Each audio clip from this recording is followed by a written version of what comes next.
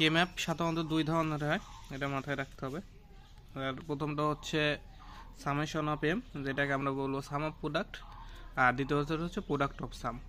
এখন সাম of product বা summation of M যদি আসে সেক্ষেত্রে কী হবে, ধর আমরা একটা ঘরে উত্তর পাইলাম এ বি, এখন এ বিটা হচ্ছে গুণ হবে এ আর বি পাইছি, ধর এ আর বি তখন গুণ হবে মানে প্রোডাক্ট হবে, এটা প্রোডাক্ট অফ সাম, তার মানে কি প্রোডাক্ট, তারপরে কি ভিতরে হবে সামার একটা ঘরে পাইছি বি বার সি, সেটার হচ্ছে যোগ হবে। আর পরেরটা হচ্ছে সেম জিনিস, এ বি যে পাইছি মাঝে হবে সেটার প্লাস করে, তারপর যে পরে আরেকটা ঘরে যেটা পাইছি বি বার প্লাস সি, সেটার সাথে গুণ করতে হবে। জিনিসটা মাথায় রাখা লাগবে। আর 1 আর 0-র কাহিনীটা যখন করি তখন বুঝবে না। এখন হচ্ছে আমরা গ্রুপ, এই যে ঘর টেবিলটার ভেতরে গ্রুপ এলিমেন্ট এটা কিভাবে নেব।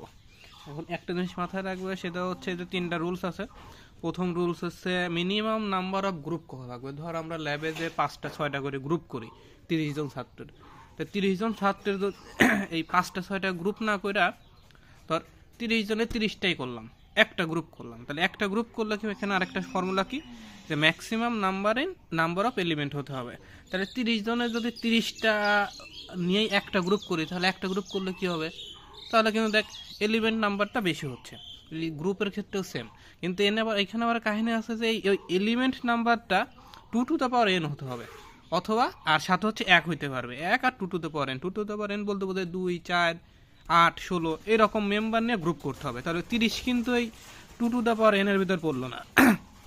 সেক্ষেত্রে কি করতে হবে, 16 জন নিয়ে আমরা একটা গ্রুপ করতে পারি, আর বাকি 14 জনের ক্ষেত্রে ওই 2 4 এরকম নিয়ে কাহিনী করতে হবে, বা না পড়লে এগুলো আমরা নিতে পারবো না।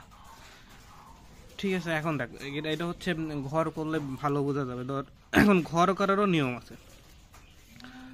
ধর যদি 4টা ফাংশন থাকে, নর্মালি আমরা গ্রুপ করি হচ্ছে এই পাশে দেই এ, এই পাশে দেই বি, পাশে দেই সি, এই পাশে দেই ডি। একটা ঘর, 2টা ঘর, 3টা ঘর, 4টা ঘর, 1 2 3 এই ধরলাম 4টা ঘরে। এখন একটা জিনিস মনে রাখা লাগবে, এখন দেখ এ বি যদি 2টা এলিমেন্ট থাকে, হ্যাঁ, তাহলে আমরা কি জানি 4টা ঘর হবে 0 0 প্রথম 2টা, তারপর 1 1, তারপরে কত 0 1, তারপরে কত 0 1। তাহলে এইটা একটা, এটা একটা, এটা একটা, এটা একটা, তাহলে এটা 1 নাম্বার, এটা 2, এটা 3, এটা 4, তাই না? এরকম না? তো এইখানে সূত্র হচ্ছে, এই ঘরে মান বসানোর সূত্র হচ্ছে, ধর এই পাশ থেকে যাবে, প্রথম 2 ঘর যাবে এই পাশ থেকে, হ্যাঁ, প্রথম 2 ঘর যাবে এই পাশ থেকে, তারপরের 2 ঘর যাবে এই পাশ থেকে, ঠিক আছে, তারপরে 2 ঘর যাবে কোন পাশ থেকে, এই পাশ থেকে। তাহলে দেখ প্রথম ঘর আমরা লিখবো উপরে 0 0, দ্বিতীয়টা কত 0 1, তারপরে কি বলছি ঘর যাবে কোন পাশে, নিচ থেকে, তাহলে এইটা হবে কত 1 1, তারপরে কত হবে 1 0।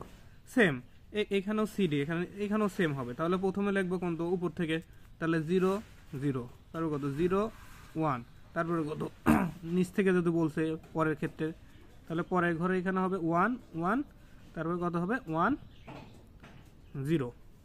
মানে ওভারঅল এই মানটাকে বোঝায় হচ্ছে 0 0 হচ্ছে 1, তারপরে হচ্ছে এটা হচ্ছে কত 2, তারপরে ঘর কত হয়, তারপরে ঘর কিন্তু দেখ 3 নাই, তারপরে ঘর কত হয়েছে 4, তারপরে হচ্ছে 3। এখন পরেরটা কত 5 6, এরপরেরটা কত হবে, এরপরে কিন্তু 7 হবে না, এরপরটা কিন্তু কত 8 হবে, 8 এরপর 7। এইবার দেখ এবার কত হবে 9 9 কিন্তু হবে না। দেখ এই পাশ থেকেও কিন্তু আমরা আগের পরেরটা আগে নিয়ে আসছি, তাহলে সেক্ষেত্রে কত হবে, তাহলে এই 9 ঘরটা চলে যাবে কিন্তু এই পাশে, এই যে 9 সরি এখানে একটা ঘর ভুল করছি, এখানে হচ্ছে 1 2 3 0 দিয়ে নিই, সরি 0 দিতে হবে, 0 1, এটা হবে 2, এটা হবে 3, এটা 3, এটা 2, এটা হবে 4, এটা 5, এটা হবে 5, এটা হবে 7, এটা হবে 6। তাহলে এখানে পরেরটা হবে 8 9, এটা হবে 11, এটা হবে 10, তারপরে এই যে 11 পরে 12, এইবার আসবে 12 13, এটা হবে 15, এটা হবে 14। ঠিক আছে, এখন দেখ এখন ঘর, এই যে ঘর লেখার নিয়ম কেমনে, প্রথমে হচ্ছে নিচে করে হালকা করে লেখ, জিরো, প্রথমে এ বির মান লিখবো 0 0, তারপরে সিডির মান লিখবো 0 0, সিমিলারলি 0 0, সিডির মান কত 0 1 0 0 1 1, এখানে হচ্ছে দেখ 0 0 1 0, বাইনারি যোগ করলে কিন্তু এটা সেই 2 হবে। তারপরে লেখ 0 1 0 0 0 1 0 1 0 1 1 1 0 1 1 0, তারপর 1 1 0 0 1 1 0 1, মানে প্রথমে এ বির মান পরে সিডির মান লিখতেছি জাস্ট, তারপরে 1 1 1 1, তারপরে 1 1 1 0 1 0 0 1, তারপরে 1 0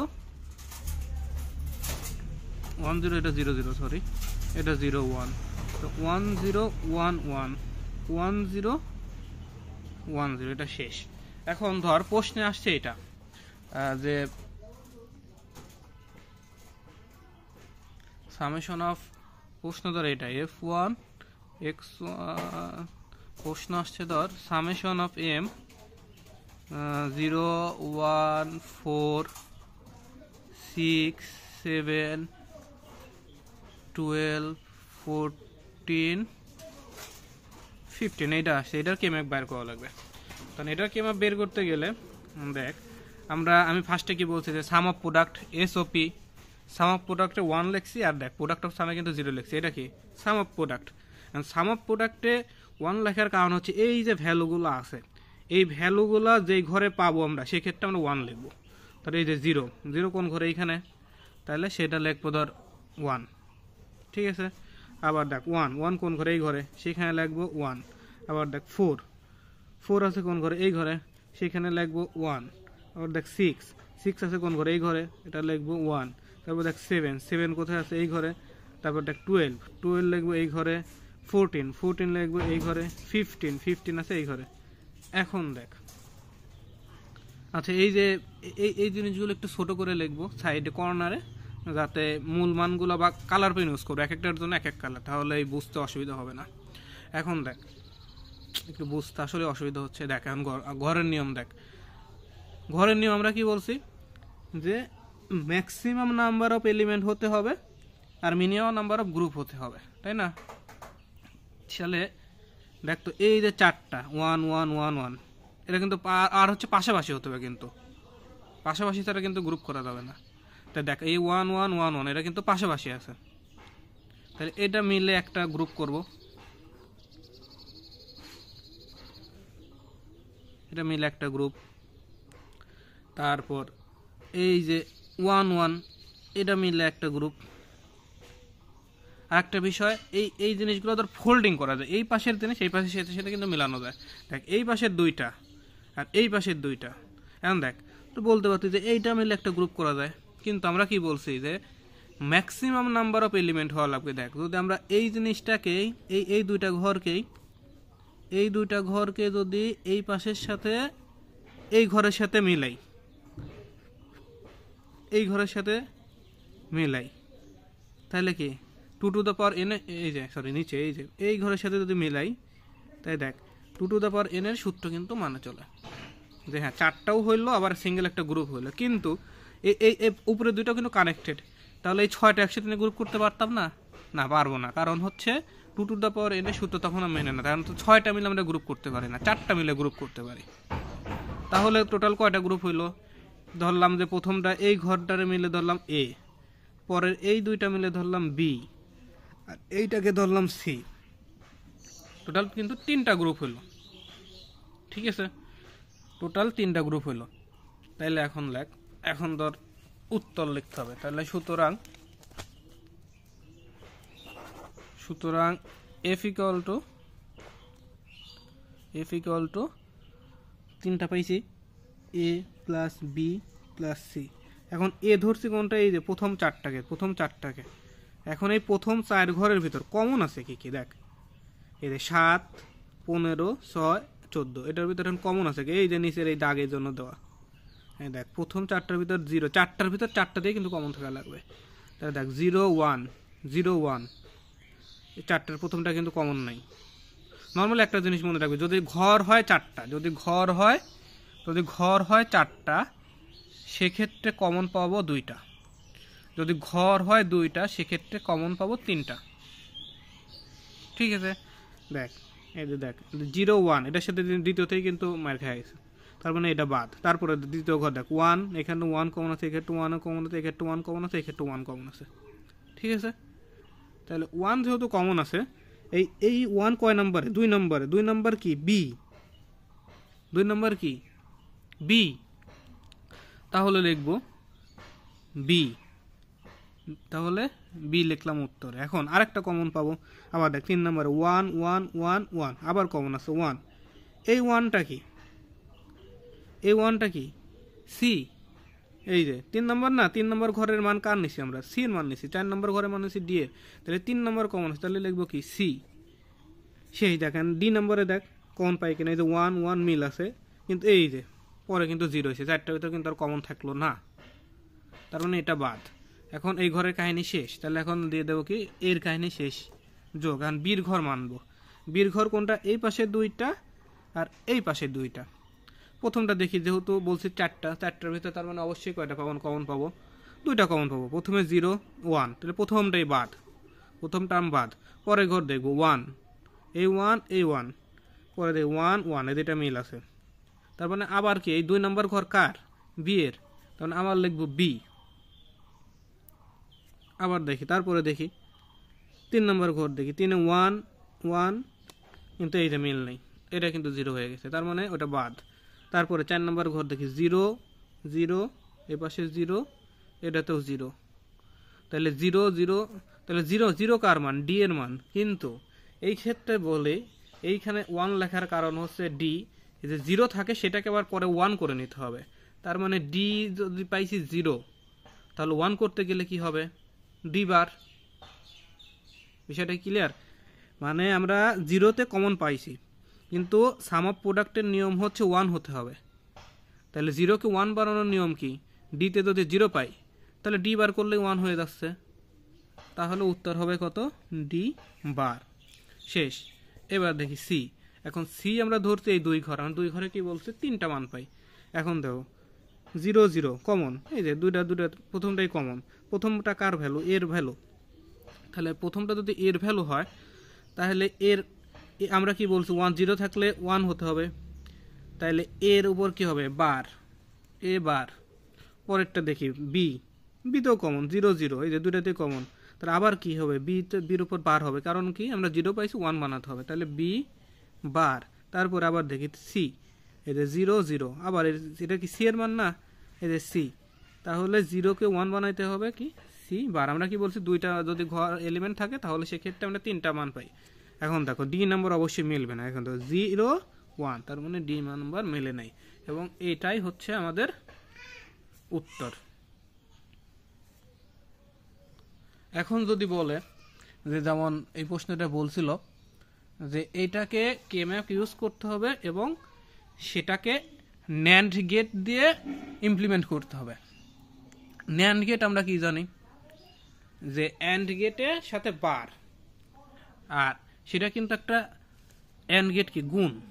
আমরা কি, তার মানে কি? এই যে টার্মটা পাইছি, এইটাকে এখানে প্রশ্নটা আমি বলি, প্রশ্ন এখানে ধরো কে ম্যাপ বাইর করতে বলছে এবং ইমপ্লিমেন্ট করতে বলছে হচ্ছে implement with NAND gate, implement with NAND gate. তাহলে আমরা যে উত্তরটা পাইছি, কে ম্যাপ বাইর করে আমরা কিন্তু এক্সপ্রেশন পেয়ে গেছি। এখন এই এক্সপ্রেশনটাকে, এই যে ফাংশনটাকে আমাদের এখন ন্যান্ড গেট দ্বারা প্রকাশ করতে হবে। এখন ন্যান্ড গেট দ্বারা প্রকাশ করতে গেলে ন্যান্ড গেট জিনিসটা কি? এটা ন্যান্ড, আর অর লাগাই দিলে, সরি নট লাগাই দিলে ন্যান্ড গেট। আর ন্যান্ড গেটের ভিতরে কিন্তু এটা কিন্তু একটা গুণনের টার্ম, আমরা কিন্তু এখনো প্লাস আছেই, তার মানে কি এখনো কিন্তু প্লাস আছে, অর আছে। এখন এই জিনিসটাকে আমাদের রিমুভ করতে হবে। এখন রিমুভ করতে গেলে ওই যে ফর্মুলা ইউজ করে এই জিনিসটাকে এখন রিমুভ করব। এখন দেখা যাক কীভাবে রিমুভ করা যায়। তাহলে রিমুভ করতে গেলে এইসব ক্ষেত্রে নর্মাল আমরা ধরবো হচ্ছে যে উত্তরটা পাইছি সেটা আগে লিখলাম, যোগ এ বার বি বার সি বার। এখন এই টোটাল টার্মের উপর দুইবার ডবল বার দিলাম, ডবল বার দিলে 1 আমরা জানি, তাহলে সেক্ষেত্রে আমরা ডবল বার দিলাম, ডবল বার দিয়ে তারপরে লিখলাম, ধরো আর বার লিখলাম B C plus BD bar plus A bar B bar C bar, এই বার একটা বার ভিতরে নিলাম আর একটা বার বাইরে নিলাম। হ্যাঁ, তাহলে এখন দেখো কি আসে, একটা বার ভিতরে নেওয়ার কারণ দেখো দেখো কি হয়, তাহলে এই যে বার চলে যাবে, আমরা জানি যে কোনো জিনিসের উপর যদি বার থাকে সেটা কিন্তু প্লাস থেকে গুণন হয়ে যায়, ঠিক আছে, সেটা কিন্তু পরে প্লাস থেকে গুণন হয়ে যায়। তাহলে এখন বিসি আলাদা হয়ে যাবে, উপরে বার চলে যাবে, ডট আসবে প্লাসের বদলে ডট, বিডি বার আবার প্লাসের বদলে ডট, আবার এ bar B bar C bar, এই নিচেও একটা বার থাকবে, আর উপরের বারকে এরকমই থাকবে। তাহলে এটাই হচ্ছে আমাদের, দেখো এখন কিন্তু কোনো প্লাস টার্ম আর নাই, সবে কিন্তু গুণন টার্ম। এখন আমরা সহজেই ন্যান্ড গেট ইউজ করে এটাকে লিখতে পারবো। যেমন ধরো তাহলে আমরা ফাংশন পাইছিলাম হচ্ছে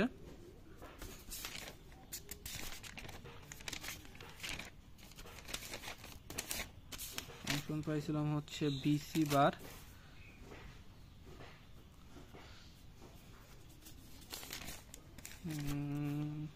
ডট বিডি বার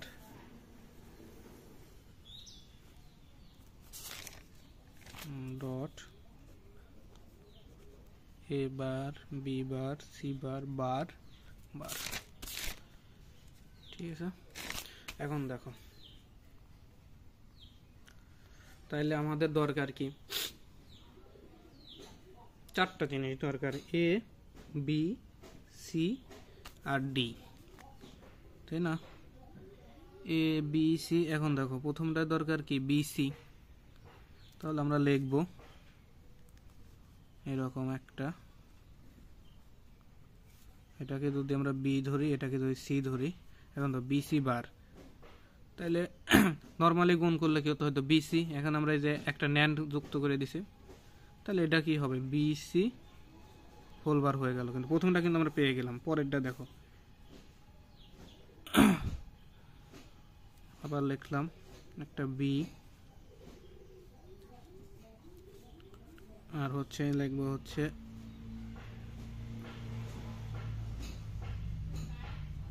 এই যে ডি বার,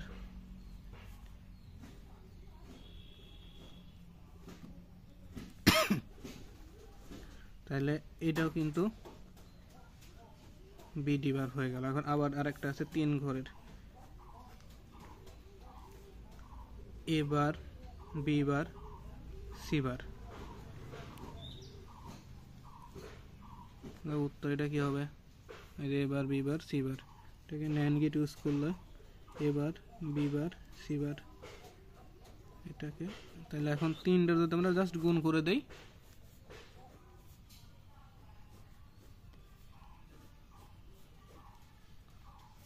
ন্যান্ড গেট ইউজ করে, কারণ এর টোটালের উপর কিন্তু আবার বার আছে,